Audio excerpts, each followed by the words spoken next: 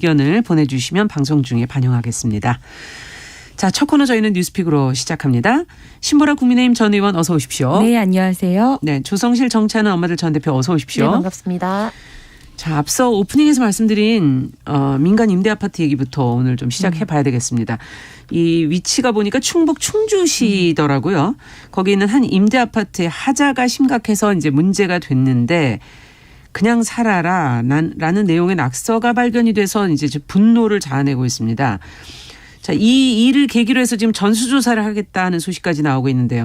관련된 소식 신보라 의원께서 좀 정리를 해 주시죠. 네, 문제가 된 아파트는 이달 6일 입주를 시작한 제일건설이 시공한 공공지원 민간 임대아파트였는데요. 네. 그런데 벽지가 찢어져 있는가 하면 일부 세대는 베란다 창틀도 설치되어 있지 않는 등의 어처구니 없는 하자가 대거 발견이 됐습니다. 또 발코니와 창호가 설치되지 않는 집도 있었고요. 네. 거실 천정에 화재 감지기, 조명 등도 설치되지 않은 집도 있었고 현관문과 현관벽도 붙어있지 않는 곳도 있는 정도니까 살 수가 없는 거 아니에요? 네, 심각한 예. 수준이죠. 온라인상에서는 이 벽 시공 하자 보수를 요구하는 입주민의 쪽지 옆에 그냥 사세요라는 조롱 섞인 낙서가 적혀 있는 사진까지 올라와서 네. 이것 때문에 이제 많은 국민들의 공분을 사기도 했습니다. 그렇죠.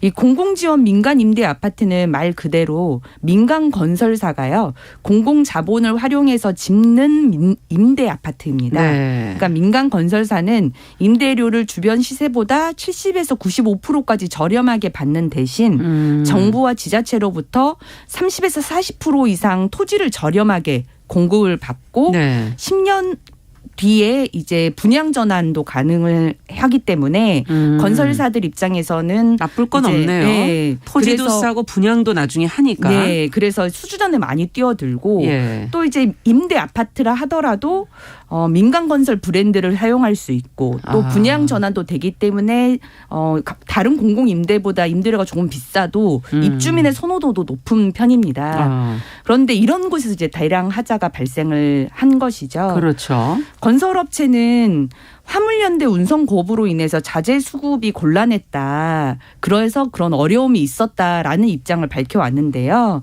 원희룡 이제 국토부 장관은 며칠 전 페이스북으로 국토부가 이 대량 하자 아파트에 대해서 확인에 나서자 부랴부랴 이 업체가 하자 처리를 완료했다면서 민간 임대 아파트에 대한 하자 민원 전수조사도 진행을 하겠다고 밝혔습니다. 네. 국토교통부는 그래서 이제 하자 점검단을 이제 구성을 했는데요. 점검 대상은 입주 초기에 하자가 집중되는 점을 감안해서 지난해 10월부터 올해 1월까지 최근 입주한 공공지원 민간 임대주택 약 5천 가구를 대상으로 삼고요. 이와 함께 유사 사례를 방지하기 위해서 입주 예정인 곳에 대해서는 입주자의 사전 점검 전에 이 하자 점검단이 우선적으로 하자를 점검할 수 있도록 하기로 했습니다. 예. 자, 지금 보통 이렇게 입주에 문제가 생기면은 뭐 입주 시기를 뭐 조정을 해본다든지 서로 아니면 입주 후에 이제 그 문제를 어떻게 처리해주겠다든지 이렇게 서로 얘기가 되는 것인데 왜 이렇게 대량 하자의 문제가 일어났을까? 또 시공사들이 이제 고가의 일반 분양 아파트보다 임대 아파트에 대해서 확실히 여러 가지로 좀 신경을 덜 쓰고 있는 거 아닌가. 뭐 이런 여러 가지 생각들이 드는데 두 분께서 좀 내용을 보시면서 어떤 생각이 드셨는지요? 네, 지금 말씀하신 부분이 가장 핵심인 것 같고요. 그럴 수밖에 없는 법 제도적인 허점이 있습니다. 그러니까 이번 같은 경우에는 지금 벽에 써 있었던 조롱성 글귀 때문에 네. 더 논란이 되었지만 이런 주제가 이제 언론에 보도된 거는 이번이 최초는 아니거든요. 예. 특히 2018년경이었던 걸로 기억하는데 수원 화성 지역에 있는 또 부영 브랜드를 갖고 있었던 네. 임대 아파트에서 대규모 하자가 발생을 했고 근데 경기도에 관련해서 하자 보수나 이런 것들을 또 요청을 그 당시에 했는데 네, 이거에 대해서 이제 허가를 내준다든지 뭐 인허가 문제가 지자체와 연결되어 있기 때문에요. 그런데 사실상 법적으로 하자 보수나 이런 거를 청구할 수 있는 청구권이 민간 임대주택 사업자에게 그러니까 그리고 입주자에게 명확하게 명시되어 있지 않는 것 때문에 권고는 가능하지만 즉각적으로 당장 이행하도록 할 수 없는 허점이 이제 지적이 되었습니다. 그렇군요. 그래서 지난 회기 때에 이미 관련된 법안들이 발의가 됐었지만 임기 만료 폐기가 되었고 현재도 박상혁 의원 외에 이제 17인을 기준으로 해서 예. 관련된 법안에 이제 의안 정보 시스템에 들어가 보시면 법안이 발의되어 있는데 아직 본격적으로 뭔가 논의가 상임위에서 진행이 되지는 않은 상황에 있고요. 예.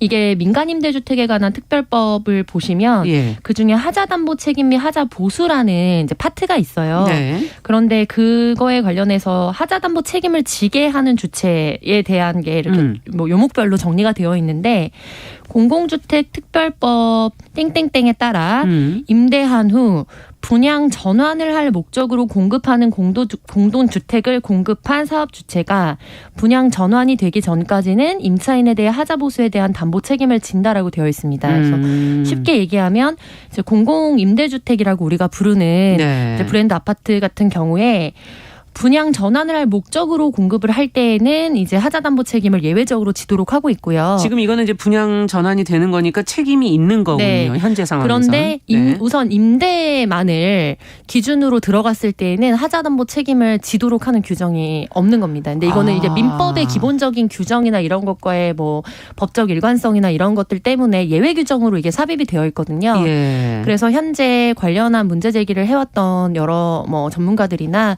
또 의원실에서 나온 법안 같은 경우에는 이렇게 분양 전환을 할 경우와 분양 전환이 명시적으로 이제 확정되지 않았어도 임대를 하고 있을 때 공공임대주택의 경우에 추가적으로 하자담보 책임을 묻도록 하는 법안 개정안이 필요하다라고 요구를 하고 있는 상황입니다. 허점이 있네요. 네. 네.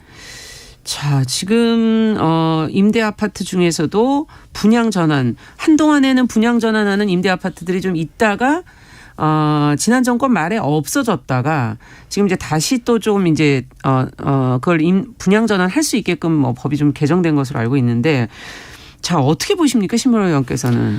우선 이 아파트 사례만 보면 우선 이 문제가 된 아파트 시공사가 제일건설이거든요. 많이 보셨을 텐데 제일풍경채 이런 브랜드 네. 많이 들어보셨잖아요. 이 아파트도 이제 그 브랜드로 지어진 아파트예요. 그렇군요. 근데 이제 제일건설이 2022년 국토교통부가 공시하는 시공능력 평가 순위가 있는데 거기에서 22위를 기록을 했어요. 그러면 어떤 겁니까? 18위가 중흥토건, 15위가 금호건설이니까 이제 상당히 견실한 정도로 평가를 받는 위치인 거죠. 네. 그런데도 이제 입주를 앞두고 이런 대량 하자를 발생시킨 것은 좀 심각한 문제다라고 보고요.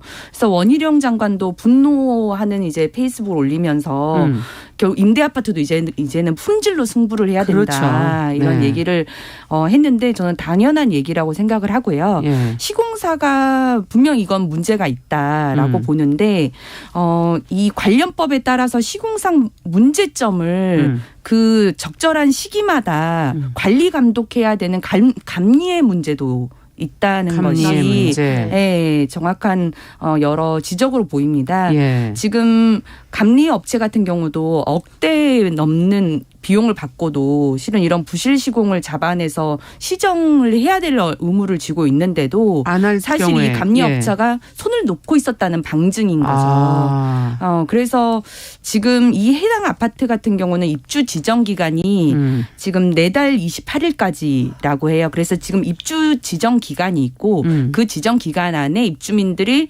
들어가서 어떤 문제들이 있는지 살펴보고 그렇죠. 이렇게 하자 접수를 하는 거거든요. 그런데 지금 이 논란이 벌어지고 나서 그 이제 낙서가 있었던 것은 그 건설업체가 바로 지금 하자를 보수했다고 해요.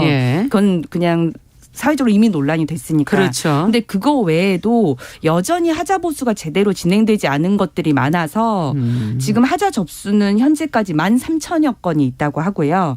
입주의 차질을 많이 빚고 있어서 정식적으로 문제가 제기될 예정이라고 합니다. 그래서 지금 현재로서는 사실 이제 하자 접수 기간이 끝나고 그것이 제대로 하자 보수가 연결이 되지 않으면 예. 손해배상 청구를 할지 이런 것들을 할 수 있는데 예. 저는 이제 근원적으로 실은 이거는 이미 문제가 발생된 이후에 그 입주민이 제기할 수 있는 행정 이제 법적인 조치인데 예. 사실 이 시공 자체가 문제가 있고 하자의 예. 규모가 문제가 있을 때는 그거 자체에 대한 제재가 이루어져야 되는데 그렇죠. 그런 부분에 대한 규정은 좀 미비한 부분들이 있습니다. 네. 그래서 이런 부분에 대한 보완도 좀 필요하지 않을까. 지금 법적인 보완이 꽤 필요하다 하는 허점이 많은 것 같다는 생각이 좀 들고 네. 지금 이제 시공사랑 감리 업체의 문제까지 지금 얘기를 해 주셨어요. 네. 근데 이 모든 게 사실 2018년 그 무렵이 저희가 LH에 대해서 이제 문제 제기가 네. 나왔을 무렵에 이런 보도들이 나왔던 건데 임대가 이제 지금 이번엔 민간 임대의 문제지만 전체적으로 한번 또 들여다볼 필요도 있는 것 같습니다. 문제를. 자, 어떻게 할 계획인지 국토부가 지금 품질 관리를 엄격하게 하겠다 이런 지금 보도도 나오고 있는데 근본적으로 무엇들을 챙겨서 확인을 해야 될까요? 이번 기회에 좀 제도를 제대로 마련을 하는 게 중요하지 않을까 하는 생각이 드는데요.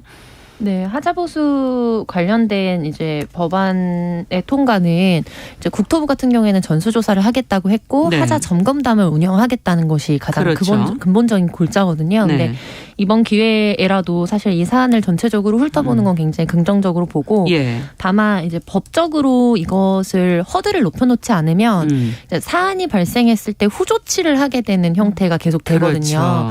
근데 이번 같은 경우에도 사실 논란이 됐던 거는 사람들의 기본적인 그 본능적인 거를 이렇게 건드리는 문구 때문입니다. 맞아요. 그래서 이게 사실 굉장히 비관적인 거죠. 왜냐하면 이 사안은 계속해서 반복적으로 전국에서 발생이 됐던 사안이고 입주민 협의회라든지 이런 단위체들에서 계속해서 문제 제기를 했지만 결과적으로 해결되지 않고 있다가 누군가 굉장히 모욕적인 뭔가 뉴스가 될 만한 어떠한 행동을 한다든지 그게 사회적 파장을 일으키면 자극을 한 거죠. 네, 그제서야 거기에 대해서 후속적으로 쫓아가는 구조가 되는 거. 그러니까 이거를 바꿔야 되는 게 가장 핵심이라고 보고요. 그러기 위해서는 법제도적인 부분과 두 번째로 지금 하자 점검단을 만들겠다는 건데 이거를 아예 정례적으로 만들어서 실질적으로 본인이 하자 청구권이 없으니까 그러니까 하자를 보고 신청하는 정도인 거죠.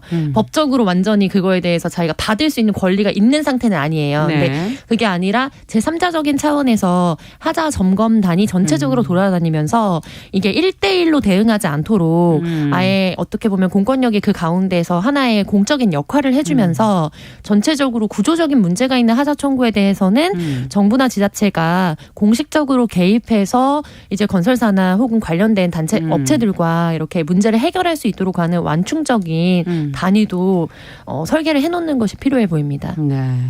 지금 이런 얘기를 해주시니까 그동안 LH 문제 됐을 때 임대아파트의 어떤 시공의 문제점이라든지 그 살아가면서 불편한 점들을 많이 올려서 글을 올렸던 것도 기억이 좀 나는 것 같고요. 개별적으로 다들 주셨고요. 그리고 중요한 거는 이거는 여야 정권과 무관하게 어느 정권이 들어서든지 우리가 부동산의 세금을 어떻게 매길 것인가에 대해서는 대동소이하게 차이가 있습니다. 아니 크게 차이가 있죠. 근데 근본적으로 민간 임대주택을 최소 물량 이상을 확보하겠다. 그래서 그런 최저선을 만들겠다는 거에 대해서는 비슷하죠. 큰 차이가 없거든요. 네. 그러면 그게 어떻게 돼야 되냐면 이게 투트랙으로 가져가려면 이제 소유권을 보장하거나 거기에 대해서 세제를 어떻게 가져갈 것인가는 별개로 하더라도 이제 임대주택이 주택을 구매하거나 하지 않고 임차해서 사용하는 사람들이 이게 하나의 그래도 기본적인 거를 보장받을 수 있는 주거권의 확보가 될 수 있도록 네, 평등한 어떤 정책 설계가 돼야 되는데 예. 지금 이번에 민간임대주택 관련 특별법에서 명시적으로 드러나듯이 이제 집을 사는 사람한테는 청구권을 주고 그렇지 않고 장기로 들어가서 거주하는 사람한테는 이제 거기에 대해서 문제 제기는 할 수 있지만 법적으로 그걸 보장해주지는 않는 형태가 된다는 건 명확한 차별 이 되는 거죠. 이런 거 자체가 사실 주택 소유를 자꾸 그렇기 때문에 집을 사게 되는 거죠. 제도가 아닐까 이런 생각이 들기도 하고요. 네.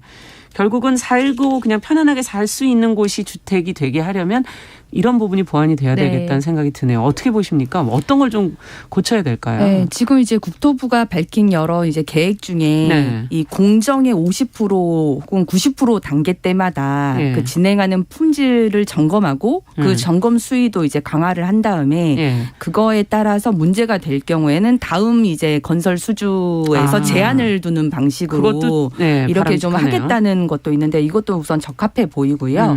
저는 이제 부실 시공 업체에 대한 처벌도 경미한다라고 하는 지점에 대해서 좀 동의하는데요.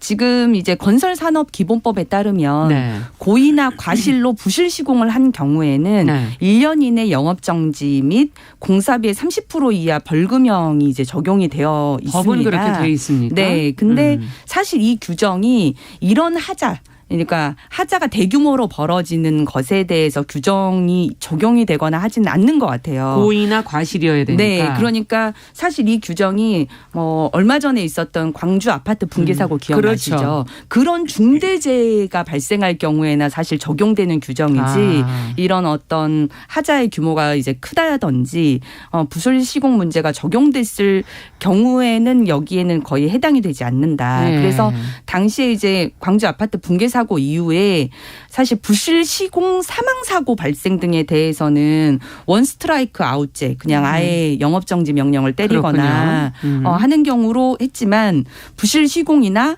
하자 규모 그다음에 하자 처리 문제에 따른 어떤 책임 강화 처벌 규정은 없어요. 그래서 현재는 이미 하자가 생긴 데 대해서 처리가 제대로 되지 않을 경우 민사 손해배상이나 소송 등만 진행해서 보상을 받는 구조이기 때문에 소송의 과정이군요. 네, 이와는 별개로 저는 부실 시공에 대한 여부를 평가하고 그렇죠. 그 하자의 규모에 따라서는 건설사에 대한 페널티를 명백하게 부과하는 조항을 좀 세부적으로 신설할 필요가 있다라는 생각이 듭니다. 네. 자, 이 건설이라는 게 워낙 비용이 그 전문 인력들이 들어가서 이제 뭐 예를 들면 인테리어를 한다든가 그 네. 공사를 할 때 그 들어가는 인력의 수준에 따라서 그 비용에 천차만별로 또 되어 있지 네, 않을까. 맞습니다. 그렇다면 지금 이제 3116번님도 이런 지적을 하셨지만 임대용이든 분양 조건이든 간에 이제 이런 책임을 해야 되고 이게 잘못하면 서민을 푸대접하는 거로 지금 건설사, 지자체, 정부가 차별적인 사고를 하고 있는 거 아니냐 이제 이런 지적을 해 주셨거든요. 앞으로도 이런 부분 또 문제가 좀 해결이 돼야 될 것 같고 5326번님께서도 건설 회사를 정부에서 감시를 더 철저하게 해야 되지 않겠나. 엄벌에 처해야 한다 뭐 이런 얘기도 해 주셨고요. 6745번님이 이런 내용이면 거의 하자가 아니고 미준공 상태가 맞습니다. 네. 사실 그 말씀이 정확한 것 네. 같아요. 그렇죠. 네. 예. 법제도적인 것 그리고 그 외에 감시 감독의 문제, 처벌의 문제 이런 것들이 보완이 돼야 된다라는 얘기를 해 주셨어요. 자, 두 번째 문제로 또 이제 넘어가 보도록 하겠습니다. 남부 지역의 가뭄이 심각하다는 소식 저희가 한 번 전해드린 적이 있었는데 지금은 또 경남 통영시의 섬 주민들이 정말 힘든 상황이다라는 것이 또 보도가 되고 있습니다. 주민들이 어떻게 지금 이 상황을 견디고 있는 것인지 정부와 지자체가 이 문제 참 어려워서요. 어떻게 대책을 지금 마련하고 있는지 관련된 내용을 좀 먼저 조 대표님께서 좀 정리를 해 주시죠. 네, 지금 남부 지역 특히 전라남도 등에 이제 물 난리가 굉장히 좀 논란이 되고 주목을 받고 있었는데요. 이 경남 통영 지역 같은 경우에 섬으로 많이 이루어져 있는데 그렇죠. 섬 곳곳이 물 부족 현상을 겪고 있어서 그것이 또 관련한 최신의 뉴스들로 또 안타까움을 자아내고 있습니다. 네. 이제 섬 지역 중에서도 이제 욕지도, 우도, 노대도, 연화도, 매물도, 수우도 등이 제한급수 및 운반급수 지역으로 설정되어서 통영시 자체에서 물을 그 식수라든지 사용할 수 있는 물을 운반해주는 형태로 지금 사용을 하고 계신 겁니다. 그래서 지역에서는 막 기우제를 지내시기도 하고 그리고 본섬으로 분류되는 섬 중에도 규모가 좀 큰 섬이 있고 그 주변에 주변 섬들이 있잖아요. 그래서 육지도도 사정이 안 좋긴 하지만 연화도나 우도 같은 작은 섬 주민들에 비해서는 그나마 낫다고 생각을 해야 되는 지경에 있기 때문에 굉장히 그게 문제입니다. 우물 같은 경우에는 완전히 말랐다고 하고요. 마을 곳곳에 설치되어 있었던 물탱크들도 물이 물이 바닥난 상태여서 이제 간간히 통영시에서 보내주는 식수에 의존해서 생활을 하고 있는데 기본적으로 빨래라든지 이런 거는 아예 육지로 가져가서 몰아서 해가지고 해야 되는 상황이고 식수도 긴급할 때 모자라는 상황이 되기 때문에 통영시 자체에서는 이와 관련한 여러 가지 뭐 급수 시설이나 이런 것들을 좀 더 진행을 하겠다라고 하고 있지만 원래 계획되었던 것들이 또 일정의 차질을 빚어서 좀 그것에 곤란을 겪고 있고요. 동시에 육지분들과 전국적으로 물 부족 현상에 공동으로 대응해달라고 요청을 하고 있는 상황입니다. 뭐 물 부족 국가에 대한 그 방송들은 사실 그 동안에 쭉 해왔었는데요. 예. 네. 근데 근본적으로 어떤 부분이 문제여서 물 부족이라고 지금 이제 표현이 되는 건지 근본적인 걸 좀 더 들여다봐야 될 것 같은데요. 섬 지역이라는 거는 그 안에 수도 공급이 제대로 되고 있지 않다라는 생각은 좀 들고 그나마도 지금 이제 제한적으로 공급되는 물이 금세 동이 난다. 지금 어떻게 해야 될까요? 지금 일단 응급적인 대처는 좀 해야 되지 않을까 하는 생각이 들고요. 그러니까요. 지금 보니까 이런 응급 지원이나 이런 형태가 이제 급수선을 보내서 급수선을 통해서 일정 정도 이제 제한 급수를 하는 형태하고 그다음에 이제 그마저도 어려운 곳은 1.8리터 정도의 용량의 물병을 이렇게 전달하는 방식으로 진행을 하고 있다고 해요. 그래서 우도와 같은 아주 통영에 속해 있는 우도인데요. 그렇죠. 그 우도에 있는 곳은 26가구가 살고 있는데 지금 1.8리터 용량의 물병을 700개에서 1000개 정도를 제공을 하다 보니까 사실 뭐 그거 2, 3일 쓰면 없어지는 거라 수준이라서 금방 또 동이 난다고 합니다. 그래서 지금 거의 편히 씻거나 마시지도 못하는 상황인데 이런 대처가 좀 되고 있는 것이 좀 아쉬운 부분들이 많이 있어요. 실은 저도 이런 뉴스들을 검색해 보면서 이런 정도로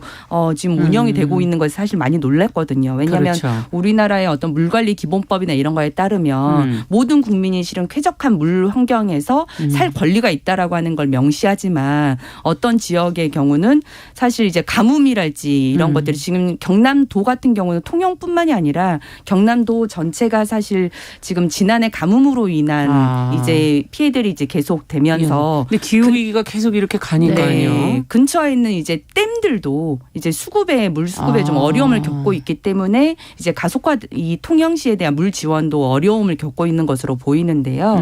우선 여러 지자체들이 좀 협력을 좀 해서 급수선이랄지 이런 것들이 좀 제대로 원활하게 운영될 수 있도록 거나 지금 통영시 자체적으로도 상수도를 확장하기 위해서 식수선 개발 사업을 추진하고 있는데 이것도 계속 연장이 지금 공사 기간이 연장이 되고 있다고 하는데 이 부분에 대한 더 이상의 지연이 없도록 사업비나 추진을 지원을 해줘야 된다는 할 수 있도록 하는 것도 좀 필요해 보입니다. 네.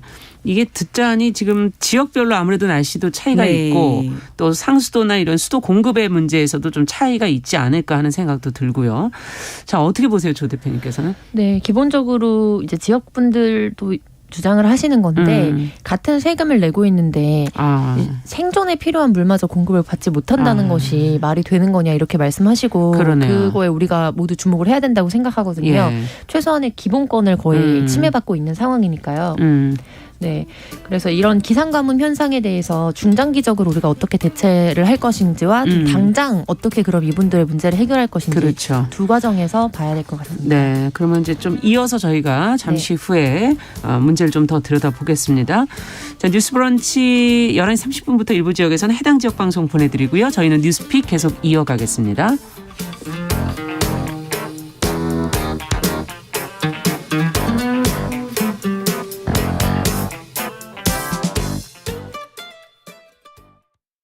지금 시각은 11시 30분입니다. KBS 여러분은 지금 KBS 1라디오 정용실의 뉴스 브런치와 함께하고 계십니다. 네, 뉴스픽 남부지역 가뭄으로 인한 물 부족 문제 대책에 대해서 저희가 같이 이야기 나누고 있고요. 지금 통영 지역 특히 섬 주민들의 힘든 상황을 같이 한번 들여다보고 있습니다. 지금 조 대표님께서 같은 세금을 내고 있는데 기본적인 물, 전기 이런 것들은 기본적인 것들이죠. 네. 예.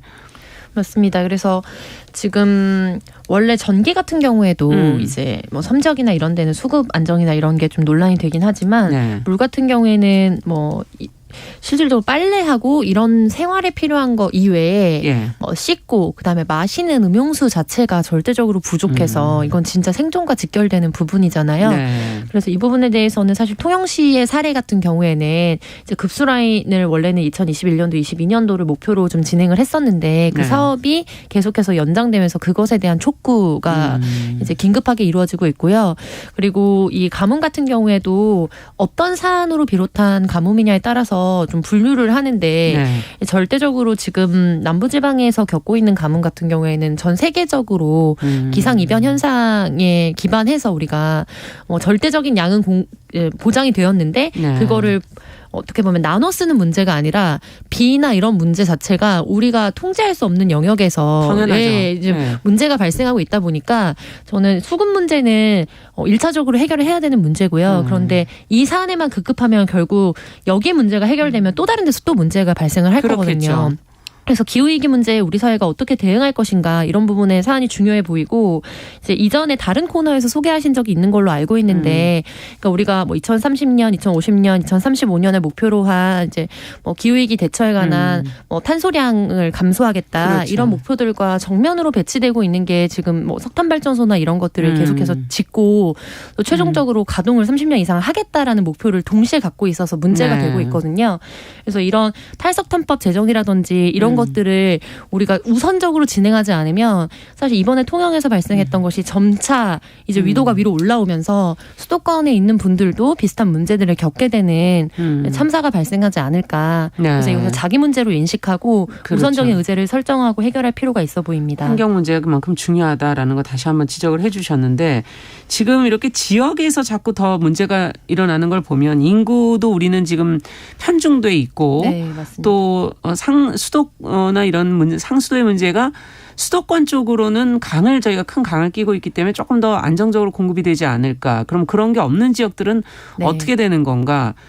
그리고 전국으로 한국전력처럼 이렇게 전기처럼 공급이나 수급을 조절하는 국가기관이 네. 그럼 상수도는 있는 건가. 뭐 서울시 상수도 사업본부 이런 식으로 지역별로 혹시 돼 있는 거 아닌가. 전체 통괄이 가능한가. 이런 근본적인 질문이 들거든요. 두 분께서 그런 부분 좀 지적을 해 주시죠. 네, 우선 지금 이 물과 관련해서는 실제 이제 섬 지역은 상수도관을 연결할 수 없는 문제들이 이제 근본적으로 있기 때문에 어떤 식으로 이제 물을 공급할 것인가의 그렇죠. 문제는 조금 다르지만 이제 수도권과 이제 지방으로 분리하면 이제 실은 상수도관의 역할이 사실 가장 절대적이거든요. 예. 근데 이제 취수원과 가까이 있느냐, 상수도에 대한 관리를 이제 광역이 하느냐. 지방이 하느냐에 그렇죠. 따라서도 좀 다르고요. 그러다 보니까 이제 실태를 좀 말씀드리면 이제 전국 상수도 보급률이 이제 97.5%인데 네. 97.5%라는 건 굉장히 높은 건데 네. 근데 2.5%의 지역 주민들은 아예 상수도가 없는 마을에서 산다고 하는 거죠. 그래서 이제 상수도를 설치하려면 기본적으로 이제 지방비 매칭이 이제 필요한데 인구 밀도가 적을수록 이제 일정 정도 지방비에 재정이 부족하기 때문에 그렇죠. 인구 밀도가 작은 마을 단위까지는 설치하기가 어려운 구조가 있고 그런 지역은 사실 그래서 상수도를 연결하는 게 아니라 급수시설, 물탱크를 만들어서 거기에 이제 놓는 건데 또 이런 그 물탱크에 대한 수질 검사도 제대로 진행되지 않는 그 수질의 안정성 문제도 취약한 문제들이 그렇겠네요. 있게 됩니다. 네. 그래서 광역 지방 상수도가 설치된 지역과 지방이 관리하는 그런 지역 간의 수량과 수질 안전성 문제의 차이가 심하고 그래서 환경부 상수도 통과에 따르면 충청남도 청양군의 경우에는 상수도 보급률이 45.7%밖에 안 된대요. 왜 이렇게 낮습니까? 굉장히 놀랐는데 아무래도 마을 단위가 적고 그 지방의 재정이 취약하고 이런 문제들이 다 연결이 된 거라고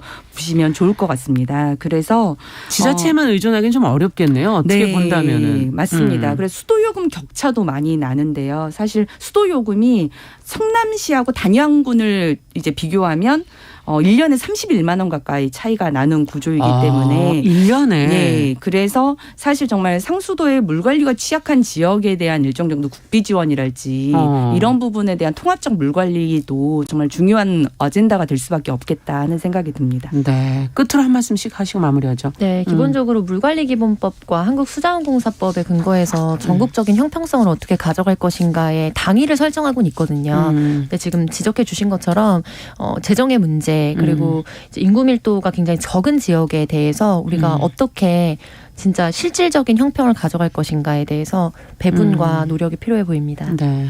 네, 지금 이제 환경부로 이제 물 관리가 다 일원화됐어요. 그렇군요. 원래는 국토부가 관할을 했다가 하지만 여전히 이제 물을 관리하는 측면에서 하천과 지류에 따른 관리 주체와 이제 한강과 같은 이제 전국의 댐 이런 거 관리 주체는 또 분리되어 있다 보니까 그 사이에 대한 유기적 연계도 필요하다는 지적도 많이 나오고 있습니다. 네.